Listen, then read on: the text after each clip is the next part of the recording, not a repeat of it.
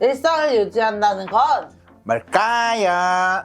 안녕하세요. 피플퍼센트 서울센터 박경인이라고 합니다. 저는 문석영이라고 합니다. 저희 이 둘은 시설에 나와 자립생활을 시작한 사람이에요. 저는 0살 때부터 23살까지 시설에서 살다가 나왔어요. 저도 아기 때부터 시설에 들어가서 25살에 나왔어요. 지금은 둘 다 지원주택에서 생활하고 있습니다. 발달 장애인은 차별받는 사회에서 제가 발달 장애인이든 탈시설 장애인이든 자립해서 산다는 게 쉽지는 않죠.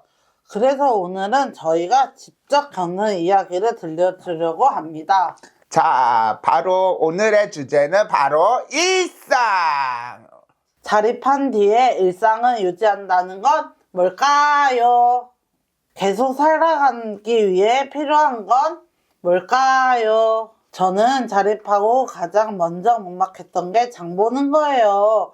진짜로 뭘 사야 할지, 정말 얼마나 사야 하는지 감이 안 왔어요. 저도요. 저는 가격 비교가 특히 어려웠어요. 같은 제품인데 왜 가격이 다른지, 어떤 게 좋은지, 선택인지 배우는데 시간이 걸렸죠. 처음엔 실수도 많아요. 너무나 많이 사오거나 유통기한이 지난 걸 그냥 두기도 하고요. 맞아요. 근데 저는 실수를 하면서 이게 자립이구나 느꼈어요. 잘 몰라서 하는 실수도 결국 내가 해보는 과정이니까요.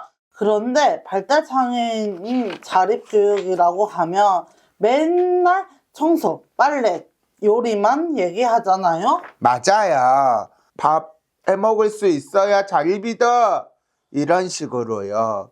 물론 필요하지만 그게 다는 아니에요. 저는 자립할 때 진짜 중요한 건 정보라고 생각해요. 예를 들어 필요한 복지 서비스는 어떻게 신청해야 하는지, 어떻게 가서 누구에게 물어봐야 하는 건지부터 막막해요.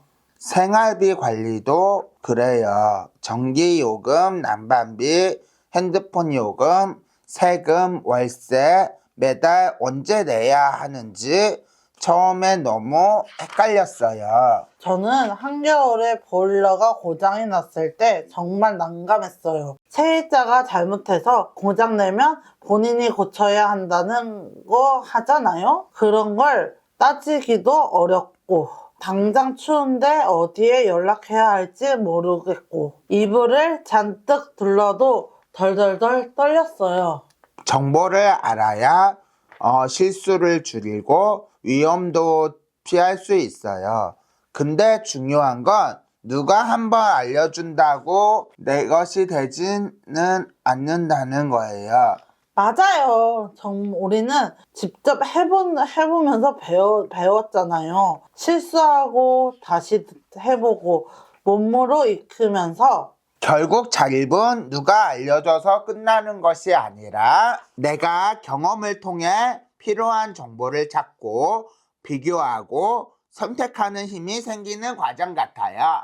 그 힘을 생기면 실수해도 금방 회복할 수 있고요. 경험하면서 익힌 정보가 결국 일상을 유지하는 데 힘이 돼요. 하지만 경험할 기회가 없으면 계속 모르는 상태로 있다는 건 그러면 돈이 막 새고 약 먹는 것도 놓치고 서류 제출 못해서 불이익 받고 그럴 때 사회는 또 그래요. 그거 못하냐고. 억울하다. 경인, 사람들은 정보라고 하면 스마트폰이나 앱부터 생각하잖아요. 그런데 우리가 정말 많이 배우는 건 사람과 경험으로부터예요. 자립해서 만난 사람들이 들려주는 경험을 듣고 그런 걸 제 일상에 적용해 보면서 나도 할 수 있어 하고 배우는 게 너무 많아요.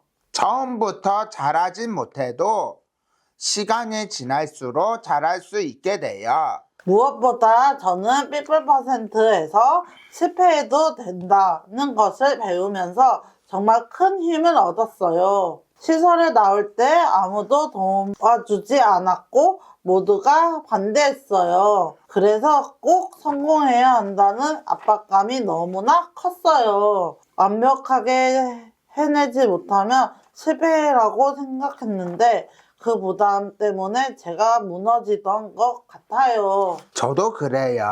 지금도 완전히 그 부담감을 버려지진 못해요. 여러 번 실패를 겪고 나니까 실패가 나쁜 거라고 생각하지 않아요. 실패하면 내가 무엇을 몰랐지 알게 됐고 또 다시 해보면 되니까요. 혼자서 모든 문제를 안고 있는 게 아니라 사람들과 해결하다 보면 경험이 된다는 거죠.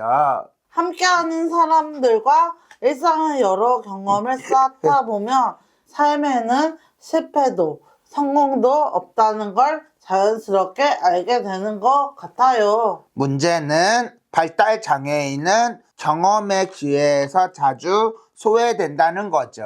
그런데 사회는 그런 걸 우리 능력을 부족이라고 오해하고 있어요. 아, 억울하다.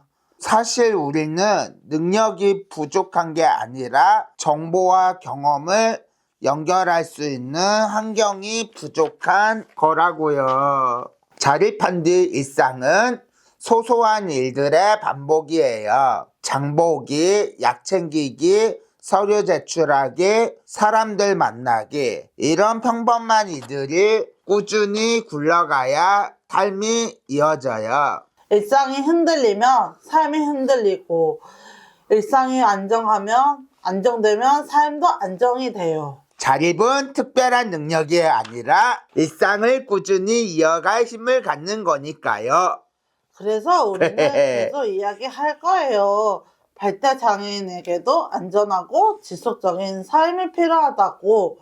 그 일상을 가능한 게 환경을 함께 만들어 달라고요. 우리 같이 함께 외쳐봐요. 발달 장애인에게도 평범한 일상을 달라 주제.